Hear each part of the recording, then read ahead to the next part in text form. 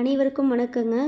இன்னைக்கு பதிவு என்னென்னா மல்லிகைப்பூ சம்மந்தப்பட்ட பதிவுங்க. மல்லிகைப்பூ பிடிக்காதவங்க யாருமே இருக்க மாட்டாங்க. அவ்வளோ ஒரு பாசிட்டிவ் வைப்ரேஷன் தரக்கூடியதுங்க.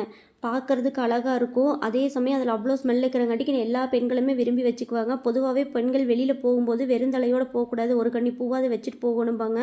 அது ரொம்பவுமே நல்லது தானுங்க, உண்மையும் கூடங்க. இப்போ நம்ம போகும்போது நம்ம மல்லிகைப்பூ வச்சுட்டு போனால் நமக்கும் சரி, நம்ம கூட வரவங்களுக்கும் சரி ஒரு பாசிட்டிவ் வைப்ரேஷன் கிடைக்குங்க. அதே சமயங்க தெய்வங்களுக்கு படைக்கிற மலர்களே வச்சு இது மல்லிகைப்பூ ரொம்பவுமே உத்தமமானதுங்க.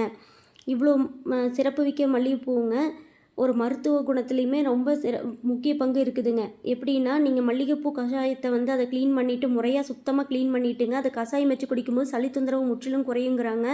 அதை நீங்கள் தலையில் வச்சுக்கிறதுங்காட்டிக்கு உங்களுக்கு பாசிட்டிவ் வைப்ரேஷனோட சேர்த்துங்க உடல் சூட்டை முற்றிலுமே தணிக்கக்கூடிய தன்மை இருக்குதுங்கிறாங்க. வாய்ப்புண், குடல் புண், அந்த மாதிரி செரிமான குறைகளை கூட சரி பண்ணக்கூடிய தன்மை இருக்குதுங்களாமா. தெரியாதவங்களுக்கு தெரியப்படுத்துங்க. ஷேர் பண்ணுங்கள், லைக் பண்ணுங்கள். நன்றி.